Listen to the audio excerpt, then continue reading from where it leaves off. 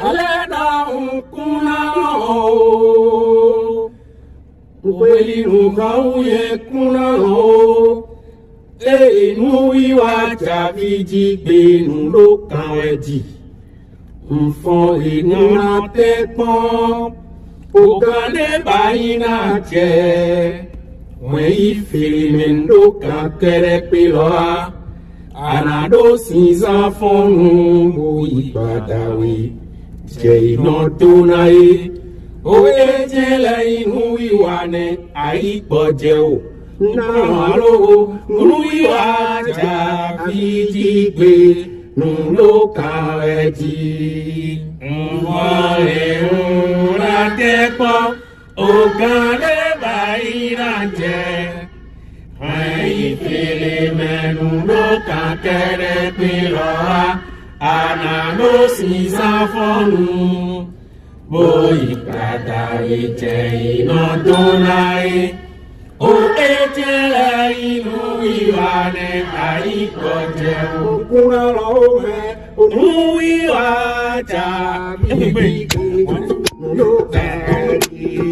Mfoye una tepo Ogane bayina je Oh yeah Anado sinzan fonu Boy pada ije ino tonae O ejele ino iwane aikoje O eme ukato moe Oha una oti meto Doto divasi Jero po etimo Eawe mino tonu sume Na gboja inu sume Itonu kwedewe Ero he papa Jele jewe Eku inu ato Dina toki Amoro mato ewu Boje do e haure yo Alode si muakame Misese odo e hasinoni Aye toi Emu ime biwao Nde wato edo Nde wawe Woma choro Ikote libue Hao hamitoe Me mi kofedo Ni kofe fufotoe Yewe no fongodo esun Baninga infire tobo Nati home budo Bekuyon Ndo kaya de maso jeti Bonu manu bisuto Kwero pome ako Unalaro Rui aja Vilipe Ndo kaya Oh yeah!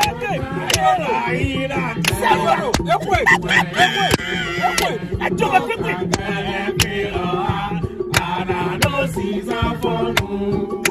Moi pada ije ina tonae O ejele inu iwane aikoje O neta konu O mele ino cambio me Eje una fomona Tora Sena mano chini Neta konwe Umele ino cambio me Eje una fomona Tora Sena mano chini So boa so keke ti wede ni mama ko we to le me ka di Puerto Chobe so keke boa so keke for ko ti mama ko we to le we to keke ko ya Puerto Cayo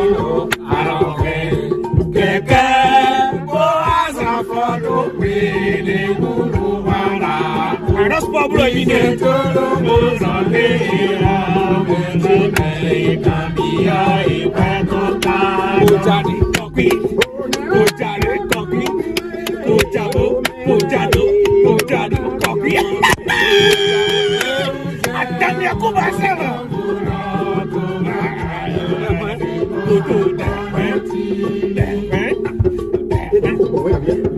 passer à nous. Des ouais, ma fille nous, des ouais. Trop bon, il est là, côté où, on a la somme, oui. Et on peut dans la somme, il est soué, c'est d'accord. Et ça va y aller, il y a des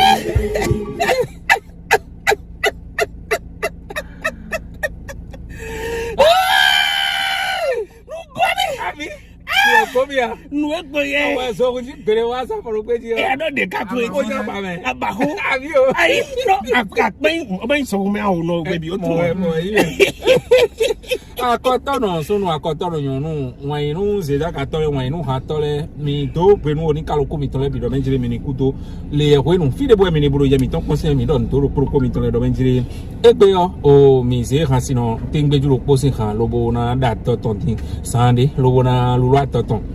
Bon, il y a des meilleurs mina, des tonnes mi. Bon, nous quoi qu'on y met bon pour midi. Amaka wa bonne, oui, nous c'est non, bon nous, oh nous, faut ene on l'a donc l'autre fini bon zin s'abonner quand on a assis. Et là, il y a un peu quand ene wa bero blanc blanc natal tu nous wa je quand tu voulais bon ouais rien non tout c'est tout le. C'est là que ça le point quand. C'est là que ça il quand tu viens bon mi sous mi coton, do mi son bon wa ye po mi tien bon petit ouais. Mi mais bon nous y comme idée yo to go to mi dia fi de bo mi dia ti e o sa no atamati onu mi. Bon les mi pe point yo mi no to en set mi ko mo nya mi ma no ye chai period mi atope o mi ko tun le mi on bloqué e ndo yo voto me kwede bon li PayPal ni ho e we baba na kusun de pon o wi ni ti o ene o fe o ta lo li ti do li ro commentaire ti fe bi o me o ene o ahen o adon de ahen to set be na ton ro apo mi ton PayPal o ye da to de mo chen e nklo mo fi jan ka de fi de gwa de o yo se ali da por mi ti bo mo de bon ablo akole set bo mo ti bon okay ni me lo ni do fini ti o abamo bienvenue sera no aka mo yasin sera no bo ina to akpo ko mi ton melo ina ton do akpo mi ton membo egbediyan mi se han de do mi jibo han e sun han do nkuna lo mo nko ton ACM 18 akwa fata foto kwanta boy e de ton yo emewe de bonu cassette we be block yo no bonu ase o cassette face a o han we ko e de jini han le nko ton e de ton 2003 egbe wa egbediyan mo do wa kwa foto kwanta do egbedi an ne lo 19 an do egbe we kon do njiri mi kuna lo le hwenu wa fido po ye ji yo le ndo kan we tokun heritage eyin no ko do kan yi we wa ja vidigbe yo ndo kan we ji o papa cha le pe han wo abo sra do yin fu eyin we na lo e do gan de cha yin je gbe hun le gan ni ife me le mi fon le mi anu tepon le gan ri ba yin je hun eni ife me le nu wa ja vidigbe yo le ndo kan we ji bo eyin don ji khale hun bonu ayin debu wa to ba fole bono gboto ndebwe wa de yo ado ando kan to nwo do nwe edo to han me yo edo dudo edo nu debwe ko ape me fi lobo afon ba ho pe ona we ba je wi wa ti bo pe to no do a million wa nle yo bonu e ma jafla te o gbede wo esin ho esin han e o mera ho e pa hwe ninu boronti e do hu jafla bo moto o yon kokun dai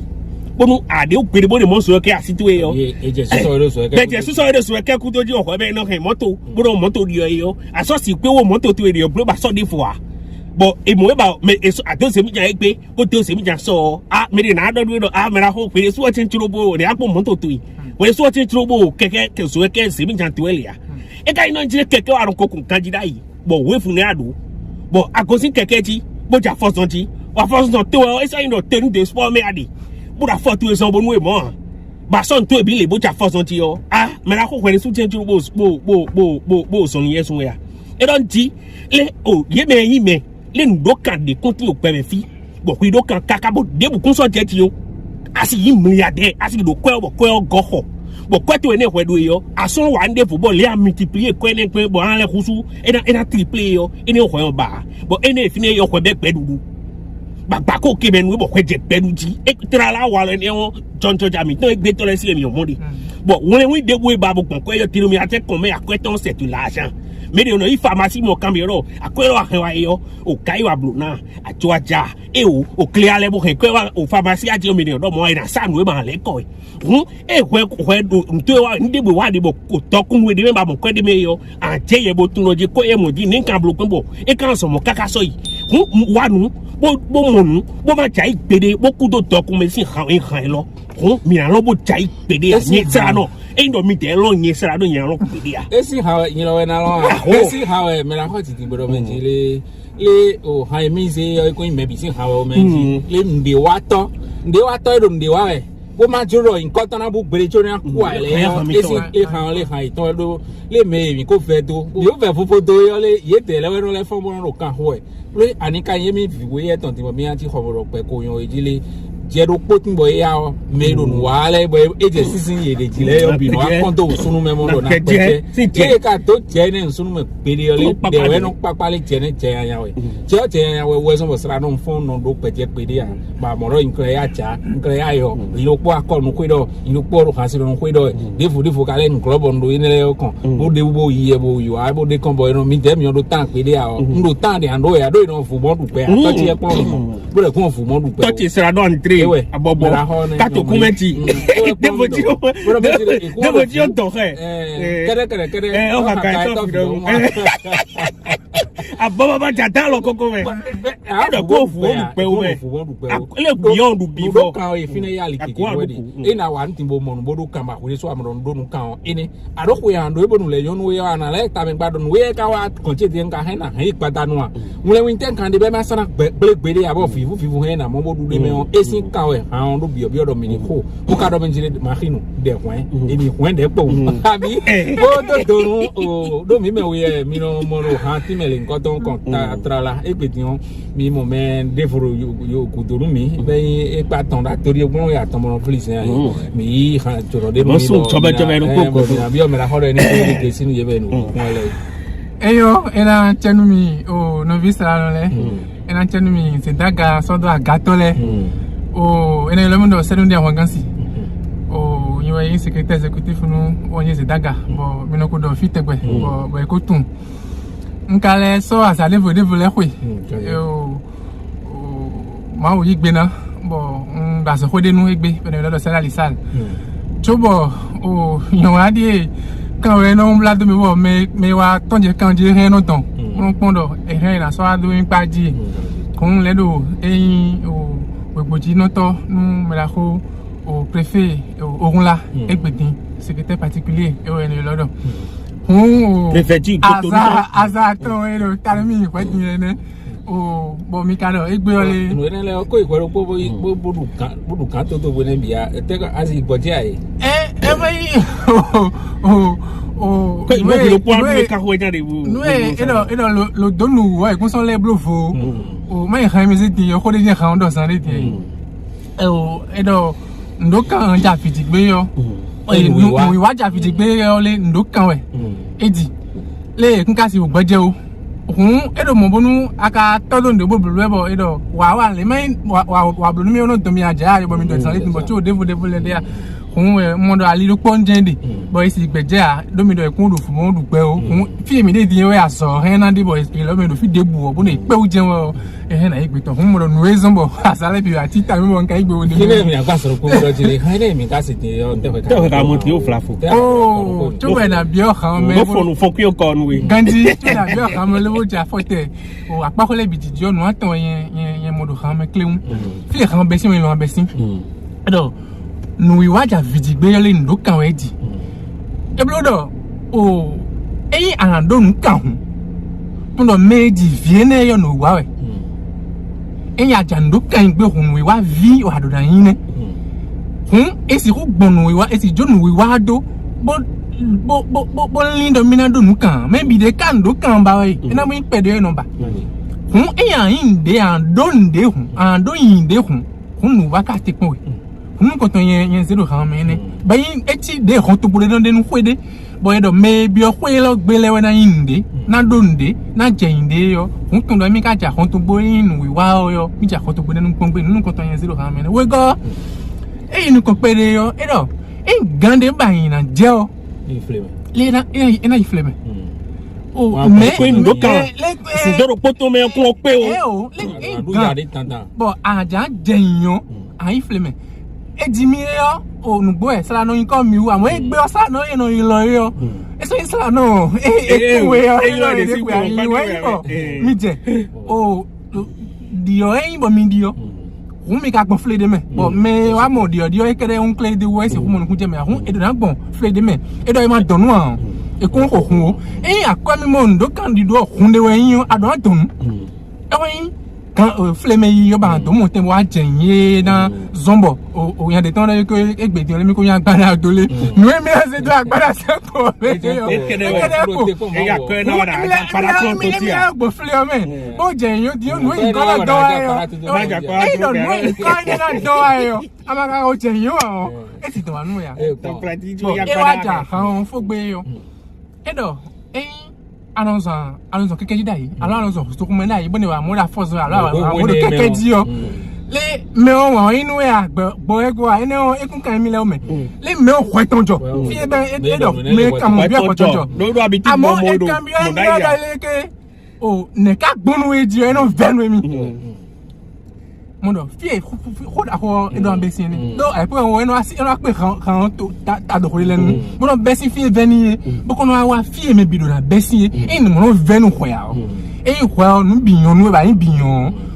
do kan ho ka kan o ya ka mo fle an pon me na lo bona bonu nu e kan bi ni na we de do ali ma be we e do le pourquoi e commande nu e so wa do kan ya amalo ma la sito ya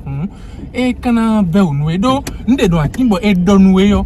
e we no venu we zon flafo bo anodo e yo hun ka mo fle o do fi de bu na do ta me no wa do fi de bu na gbon me di mo na mo te mo do bo do nu kan mo do fie o fo da ho because do kan flan yan we do jire e nu e uzon bo mi do na blo lele bo na yin lele yo mi fie ne zan tegbe o mi ko so tunu a e ron yo kan o konu ko ne e do we do mi no do anu wa ipo ntin do nde we mi be don we yo we do messi we kono tun fie kwe kono do tun ve me hen na kon bona mo tembo ye we yen te lo fa me kwe do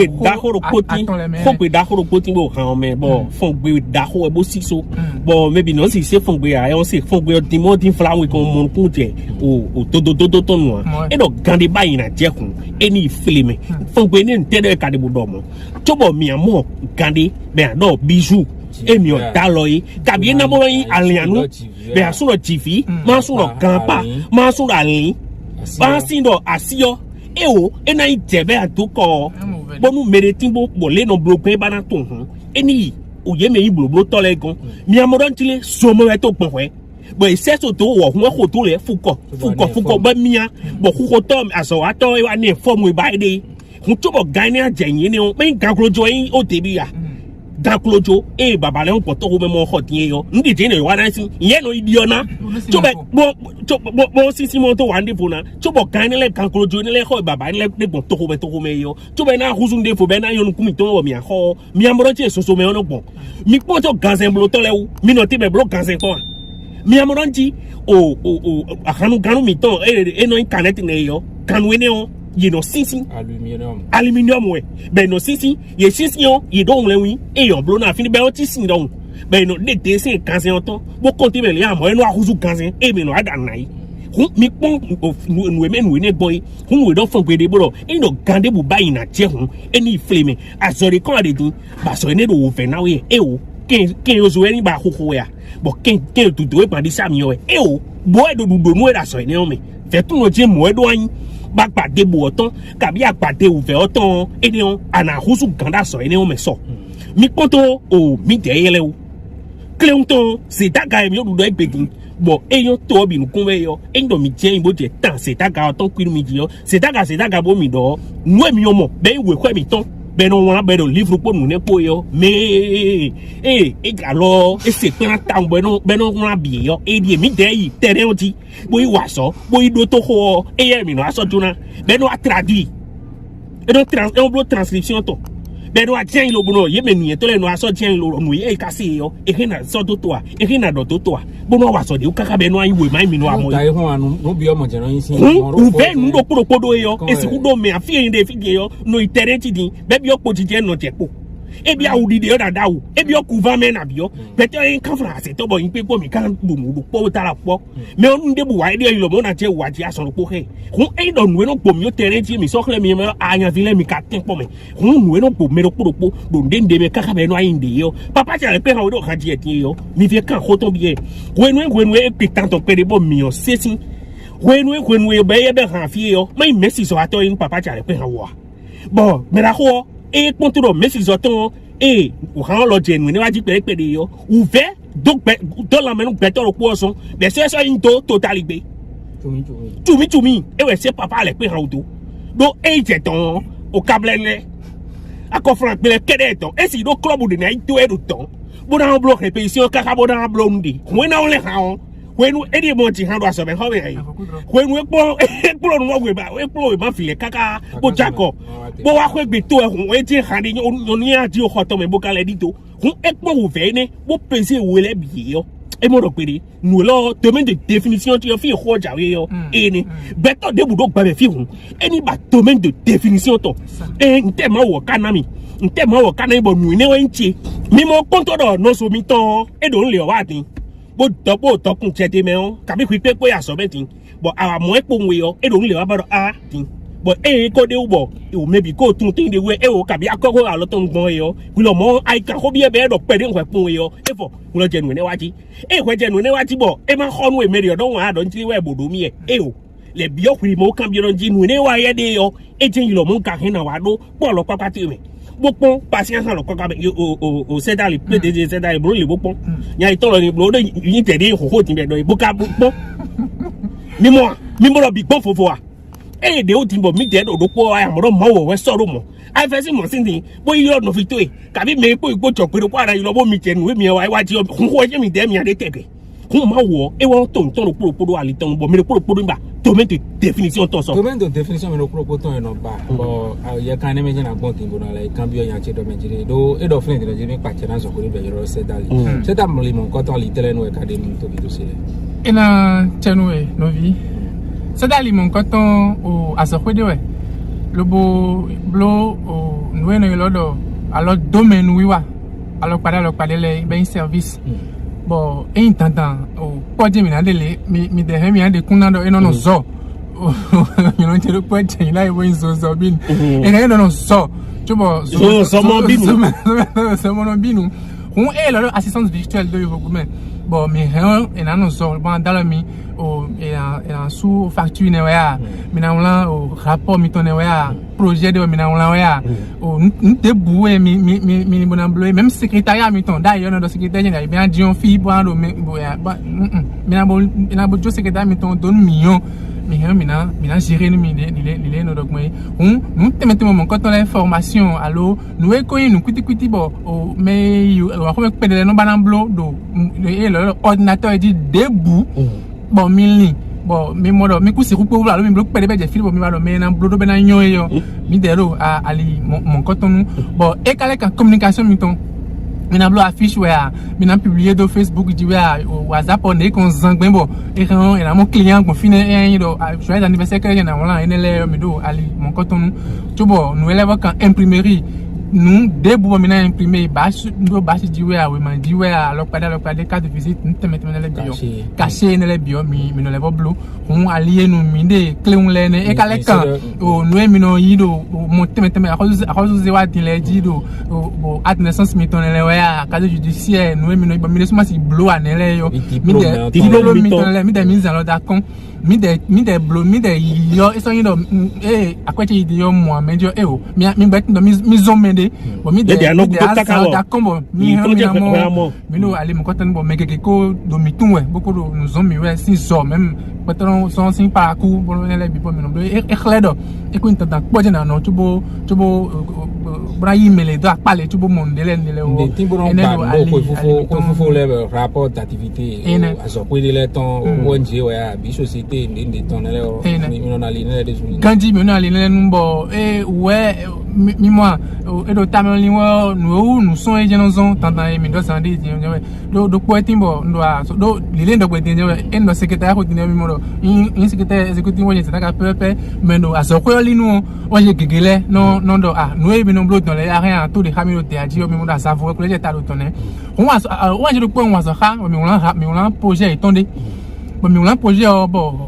quand flan et on mi wa on la ka e nous comptons yi ma gba che ben so eyon kan di bon mi no gudo ha e bo to ha e bo on le bi de ha e ke ka bo mi wa niveau e no wa ba bon ti o mi gbonu projet mi ton mi na wa fie mi no e bon mi wa confier mi di bon no gbo mi de bo do fini mi a khle o ma ku de mi po mbo mi na ko mi wa po e lo mi bo yen so idi an bo mi défendre projet o le no mo ke ka ba fo be wa do ti o mi bo de rapport d'activité o miton kwe ete le bio kwe aten wa ya do kwe aten wa le no bio kwe e do kwe wa yi ton ni ton bo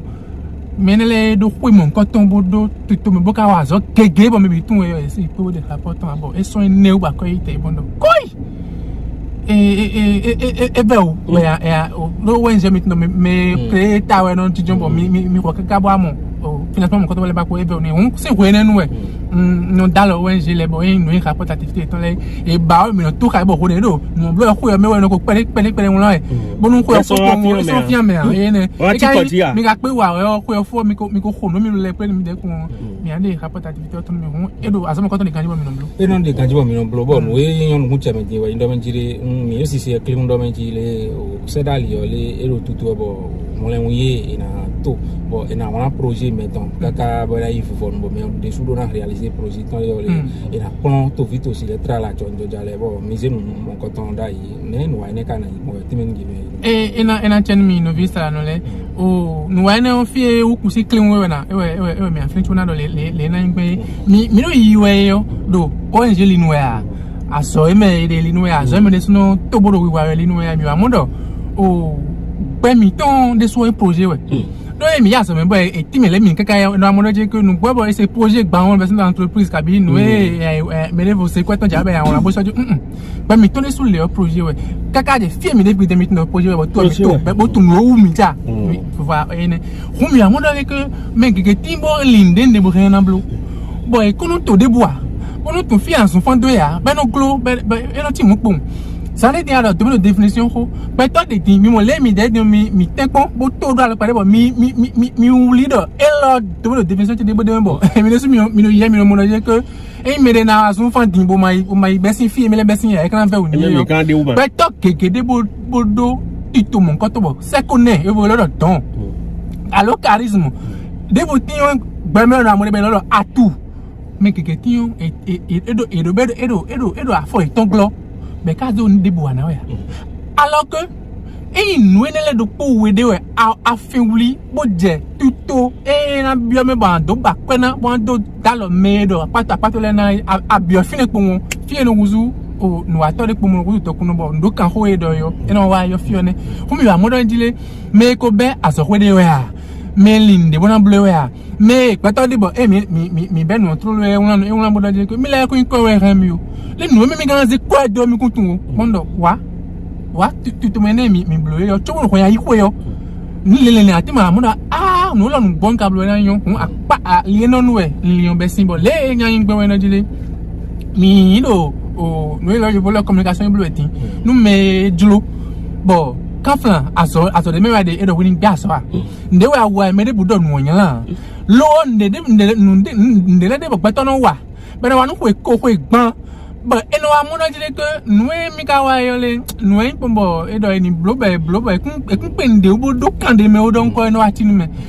e kai nwe wa de yo nu ko si semewe bo kule so ko kan bo identifier le no dogbon e bo jagudo eno gbonfo eno ko kan de me dia e no se do sin e ku yan sa di wo kweje sin e ya sa ti ajo sin de bo isa kan mo ko sa kan mo a jo kan de va ki wo sin ni mi mo do de a hun alieno nwe no de bo mi lo me atonde do mi deji bona do timide no ingbe nu melebo ye wa fine gbe ne ye wa fine gbe yo e do na identifier de suno si don le a do chobo den ayo ro ibi oku de suno ayi to do nu e ado na no blole nu e to anu to wa bo mi de na dawo to ba ayi to na first a je uliti fi a fe akodo o personal ke o azawe bo mi afine si yo e o nde debo do fine ba rien blodo to ko ine me do ko ine ngbe be na ko yi akatunwa ben do avesindo le que essa passo como minha pé a fino assim e mo e akala so me boka alo experience ado wa ile yo ani mo ka to bo fine a de na kini ma mo ko mi wa so do fine ku so aho mi yo no ai plan fine yo ma u jan ze do wa de do peto me e wa so mo flafu amo ve barabara ne fine mo ko wa so ne ka su ko ya atunwa we bonu mi awa master class ne bonu mi bidin de le bonu ko so azi ku ide so do tuto emi alo gbe negbe me o ati tite si fine ma créer de bois epe nde da ki ma e ka mo mo je lo bo kon we go e no do nana you will procrastination bon nde on di ko no be pe de a be nde be bo jaji bonu sana hwan li to e da e onu e kabi ako sa o se ali jan ko ze bo mo tun an affiche nu ko to an la se do gbe me wena don nde me ko ba mi la yo ya mi de o mi la san to put mi tan yo fati bi mi no so kun atun ko lesi gbeto no do so mo no ko ne mi no blogo mo do lele pon do ya mi asule ni mi bo leje eno be kon ko ni atun fi ako yo le no yin gbon ne kun mi do me dano hudo ne le me azo de me ali ko so akon kan ko sino fi ka so ya nde de bu ti bon do blogo ya o an wa mi ande bo me de ka jo no wa mu nkan to to me ti o ne kan son ko wa me ya le fo a to me mi so no kon le fo tu to me le fo bi bon e mi fi di o me no kon ko inscrire de le yo ko mo passer ton inscription ko igbe inscription no igbe yo e won yin do oh mina won nu 94 33 14 26 bon WhatsApp dit le don numéro 94 33 14 26 et oui numéro WhatsApp entreprise auton et mi won nu mi yo mi a clair o master class ne wazo mi nu la wene bon mina do le na e gbon enu mi le na gbon we ka so yin de a e mi blow institution mi ton chobonu asan ogo sun e mi de ton wa o 5000 we se ka ton e wi akoye no suwe amo mi ande vlog pour nous mais na ya 50% de réduction nous mais na ya ou de nous ko to ma metu bo asa ogo sun mi de ton juin ton na wa e ka indo ene on gudo bo e ma po bo blo wa a su ka ton ne ka ton ene e a wa fi mi no we a wa su e do e ve wa a kan su bo kan wo a kan su bo 97 soit 11 08 30 mina su point dit bon et mi su gudo mina se e yemi ton de popoto no comme ton poto do e passe au media bloc de yo sai do we ma don tre we auto numérique ko bon sécuriser bon code mi ton kere we de go poto photo mi ton ko mi wa gbe go kle ko mo ene mina bien ko me vite mi no ai ka na ti jo oh no ai ne on ka mi zedo e do e salle de conférence ho me no bloc play do préfecture ku tonton e na fine we mi zedo be na besin o gawe me pepe le hasard quand on peut sur mes médias ton 26 juin 2022 mais kawa no ne on to me die da avantage de ka inda ko de ka ye ton ba se so pena ni e na ya tenu do ngondi claim de ya se ko na claim fini wato yo a ke no ne yikwe no ne le wen nde na tibo in yo le projet kabi idée de projet bien idée d'entreprise bon nous mais e jan do ko pe ne gbele na tin do ko na dole ko gudo lili de na bia ito me jama ba won ko elo e je ka don tele kare mi tele lele do na ide ba identifier gbe we ene gudo ne li ne ka na won la gbon bon basic benegbe yin ana de bio kwena we aka bi police na zebo zandio de no togmo yo ina kpon we baton lo pata ka rin bo azende bona bloa rien no bloquer so il faut bon mais de demande que sinon ya bazende no bloquer ka bo il faut bon de gens no tout était peut-être mais bitu hein donc peut-être de bon nous le que c'est gros colé yo e wa yin lan de lo ko to tebe ba ka to mais gete we yon ko do nous e ba we de yo e we no do e nous ma ba e we no ko ha. Il faut pas lutter contre ce que tu ne veux pas, mais il faut lutter pour ce que tu veux. Mais la clame il est, parce que bien que ma ça non ido, t'as mis ton goulou nous m'emballer, moi non c'est à mis ton bureau nous m'emballer dire coach de quoi d'avoir bon team ennemi. Bon et quand il est bien bon mais ben non c'est ça dit do, il y a la concurrence et il faut traverser la concurrence. Il y a des que c'est les incompétents que la concurrence tue. Nemi carré mais annonce nous mi dem mi to ben projet service alors bien mi to nemi canon sabon. Bon mi dem mi blo affiche mi to mo bon mais aussi nous comme ya non bien nous comme ni. Bon nous mi canon donnant yele ya non bien mais nous me les dire le test de vente. Non mi le copywriter professionnel ben na wa. Bon aller clé enen soumi. On benek bu mi ko si fine benek bu yo en gandi wa yo. Ayi ko beton lundi 27 o. Ayi to a fait des sons. Mi donna ben entreprise mi to nous nous bon mi li. Bo modo mi na to ne bonu mi no ko ça ni gen fait ça dit pour nous mais pour te me dire bon fi bi pour faire à Sophie bon nous mi na créer et ouais nous te ko perde et nous a khoso na mi ouais a khoso sorti ou don de na me de ouais ni so quoi khoso lo ka ten point o bra li ba kun ko ti eh on mi ne suno e ouais na bon ba mi to me nous mi va ba me bi ko je no wa no wa ene mi so te pe teme no akari pe teme a upload we mi kari oh no wa ene o yo gbe na gbedo no gbo e amo e na time do fo bume no me ma se yo gbe wa yi do e nu bi no na ba no wa de me e wa nu na bi yo gbe sin mo ma se blo bi de yo gbe ko le fo gbe ko yo gbe ko bi me no wa o ye me ko se ti mo se do yo gbe résumé. Voilà, merci les frères Salano. Merci beaucoup pour cette opportunité. Nous venons de parler de la masterclass que l'entreprise Sadalissar, spécialisée dans l'assistance virtuelle, c'est-à-dire l'appui à distance par Internet, bien sûr, à la réalisation de toutes les activités dans une entreprise ou même dans des secteurs qui ne sont pas forcément du côté de l'administration. Et de l'administration également, secrétariat, gestion de projets, rédaction de projets, les services divers, paiement de factures, rédaction de tel document. Voilà un peu notre domaine. Mais nous sommes rendus compte depuis un moment que la jeunesse surtout, et même des gens qui ont déjà démarré certaines entreprises, peinent à décoller. Certains ont même ouvert toute une boutique et 6 mois après ils ont fermé. Ils n'ont pas fait le travail qu'il faut en prélude au démarrage de leur entreprise. Beaucoup n'identifient pas les idées comme il le faut. Alors, nous avons identifié ce problème parce que on dit que l'entreprise, c'est pour régler des problèmes. Donc, chaque jour, nous essayons de voir ce qui manque à la jeunesse, ce qui manque au Bénin pour son décollage. Dans cette perspective, nous avons initié une masterclass que nous avons dénommée le trajet du projet. Parce que nous, toute notre vie est projet. Notre quotidien est projet. Tout ce que nous faisons, même notre emploi est projet. Ce sera projet beaucoup plus si on l'organise de façon à pouvoir sortir de l'emploi un jour pour pouvoir aussi devenir pour soi. Et il faut l'organiser, il faut préparer. Il faut savoir identifier les idées qui vont avec soi. Ses dons, ses charismes, ses atouts et tout. Nous avons vu que beaucoup n'identifient pas assez, beaucoup ne planifient pas assez. Et c'est pour ça que nous avons initié cette masterclass qui sera animée par un entrepreneur, un motivateur qui va vous aider à d'abord repérer vos charismes, vos dons. Je l'ai dit tout à l'heure, vos dons, tous les jours, tout autour de vous, vous dit que vous avez tel don. Mais vous ne faites pas toujours attention. Même votre cœur, parfois. Ça n'a rien à voir avec le diplôme qu'on a. Non, rien du tout. Diplômé que je suis. Non, c'est pas ça. Parfois, vous êtes à une séance seulement, on vous donne la parole à tout hasard, vous parlez, et quand les gens réagissent, vous ne faites plus attention à ce qu'ils disent pas parce que vous avez dit. Alors que dans leur réaction, il y a une confirmation d'un don qu'ils viennent de remarquer. Et vous devez fructifier ça. Vous devez savoir identifier des projets dans le sens de ce don-là. Et vous allez travailler même sans savoir que vous êtes dans le travail. Donc, c'est ce que le motivateur et l'entrepreneur va essayer de faire avec vous ce jour-là pour que vous puissiez, à partir de l'instant même de la masterclass, commencer par identifier les projets qui sont toujours à votre portée que vous ne voyez pas. Il y aura un coach en développement personnel. Parce que Beaucoup dans la vie prennent tout leur temps à lutter contre ce qu'ils ne veulent pas, au lieu de lutter pour ce qu'ils veulent. Je donne un exemple simple. Dans tes prières, pour aller directement vers les chrétiens, tu dis toujours, je ne serai pas pauvre. Aucun sorcier ne peut me bouffer.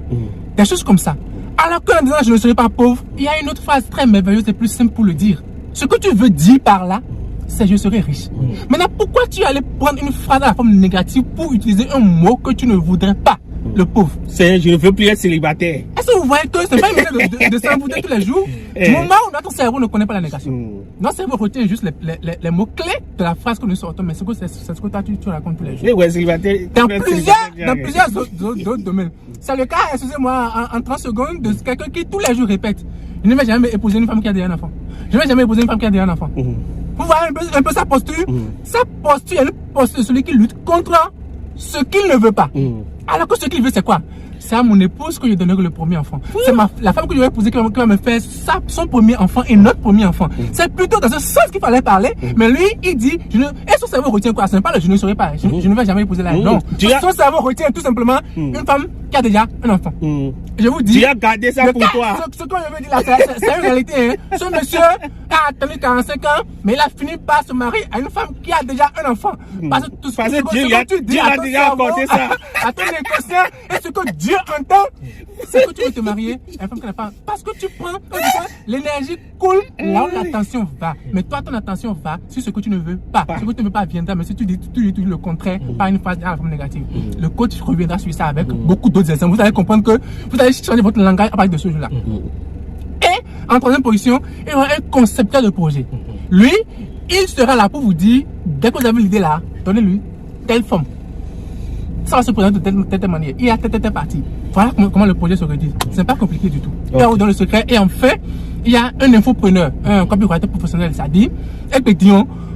pour pouvoir vraiment vendre, il faut avoir un test. Un test de vente.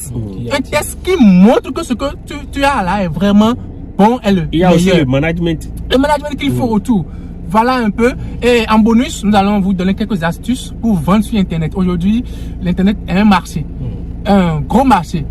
Et il faut savoir l'exploiter, il faut savoir élargir ses clients. Moi, c'est comme ça que j'appelle tous ceux qui sont amis avec moi sur les réseaux sociaux. C'est les clients potentiels. Il faut utiliser les réseaux sociaux à bon escient. À bon escient, voilà. Nous allons vous donner quelques astuces pour pouvoir y arriver. Parce que notre objectif, c'est qu'à partir du lundi 27, chacun de ceux qui vont participer à cette masterclass puisse avoir une idée de projet qu'il puisse démarrer. Les conditions de participation. Les conditions de participation, voilà. Vous allez écrire au 94 33 14 26. 94 33 14 26 pour valider votre inscription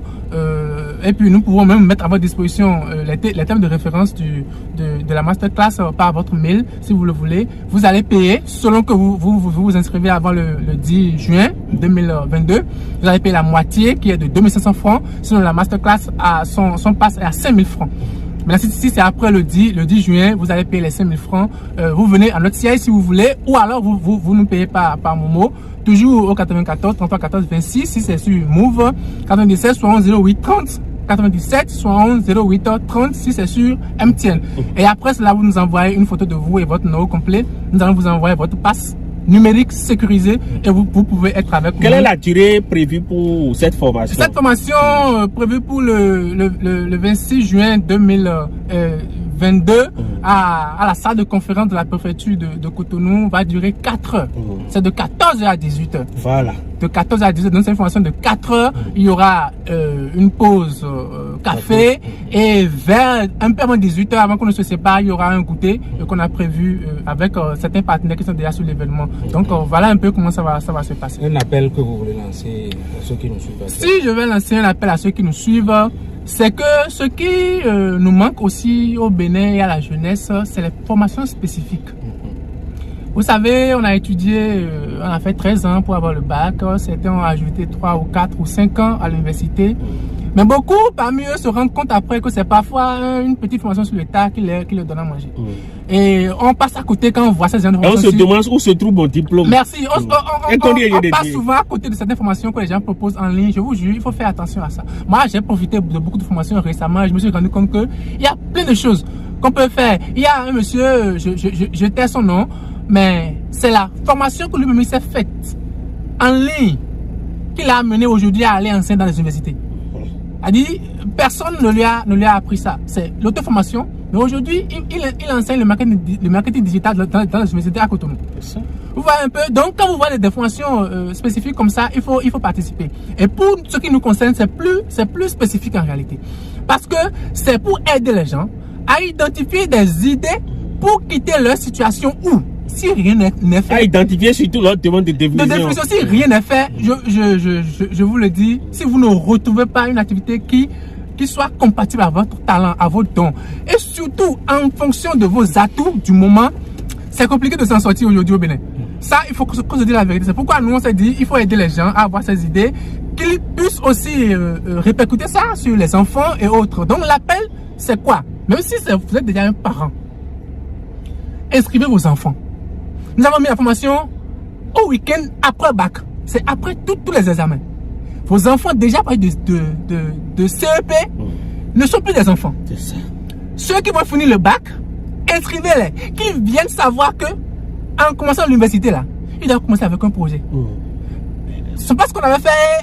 en 3 mois d'université, on dit qu'il n'y a rien envisagé, et puis on est, même si on a pris une spécialité là, le soir, mais on ne sait pas encore si on va exercer ça là, c'est pas bon. Maintenant, si vous-même vous êtes encore relativement jeune, ou vous avez démarré une entreprise en coaching, venez pour consolider votre business. Si vous êtes jeune, juste employé, c'est encore pour vous. Venez pour voir ce que vous pouvez faire d'autre, à part un emploi que peut-être vous n'appréciez pas pour autant, mais vous y allez parce qu'il y a loyer. Vous y allez, non. Il faut vraiment identifier une activité et nous vous donnerons les clés de l'audace parce que nous on ose beaucoup, peut-être que vous imaginez, on invente beaucoup et nous ne regrettons pas. C'est d'ailleurs ce qui fait que nous sommes en train de nous retrouver de plus en plus, ça il faut l'avouer, et nous voudrions que d'autres personnes puissent en profiter aussi. Donc soyez nombreux et à vous inscrire ou à recommander la masterclass là à toute personne que vous imaginez étant dans le besoin. Merci. Il faut en profiter, surtout ce qui m'intéresse surtout dans ce que tu viens de dire, c'est ce qui concerne les parents d'élèves. Oui. Chers parents d'élèves, je vous invite à inscrire vos enfants à Sedali pour savoir le chemin à emprunter désormais à partir de leur bac. Pourquoi? À l'université, on croit que c'est le diplôme ou bien la formation ou bien l'inscription de l'autre, ou bien moi et mon frère ou bien mon ami, on a fait seconde D ensemble, arrivé sur le campus, on va faire CBC ensemble, on va faire maths physique ensemble. C'est faux. Donc, le mieux c'est d'envoyer les enfants à suivre cette formation pour savoir à quoi s'en tenir. Merci beaucoup, PDG.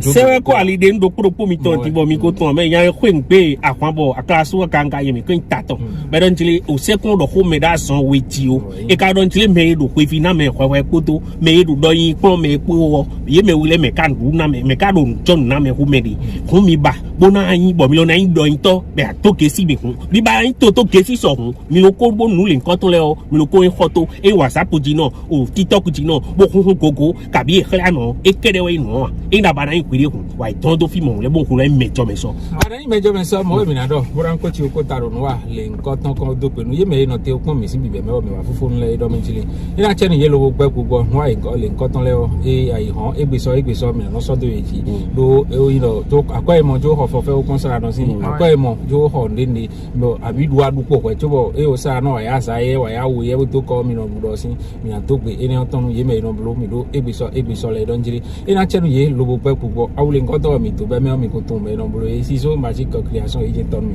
e je ton mi me bo e je ko ton o PDG sedali lo kai mo e ngai mo e je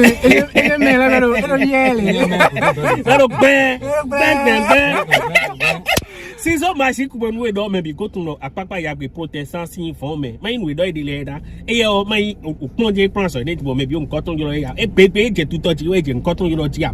on we be better de mo pon we martin ba adio to be the definition ton ti yo sizo go na ino but I ta ken gbe ju be yo cotton sizo do we do on we be de baba level formation on tron to sizo magic go bonu e apon tout ba ho stylist da ho so tra la mi me so ma yo mi so we ma si se mi ton so gonu tout mi na ho so jonu so e na ho so jonu so e apapa ya go e de me église protestant sin fon me e di bondo me jiri me do sun to tuto ba me do nyun tuto yo popo me hopo bi e no to me wi ton bron to yo vote yo vonu le ton lo de su e onu de bu so si de ba le so ikon ye ton te bo le sa we be ton e ka na to yo no to bo do finishing lo ni we nda ko mi ka tun sara no le nje ko ru haramo me yin lo ton se do e tin ka je fi gbe yo to me de bo se fo to do bonu e de e to se do yo mo je de su kon ho to c'est bon.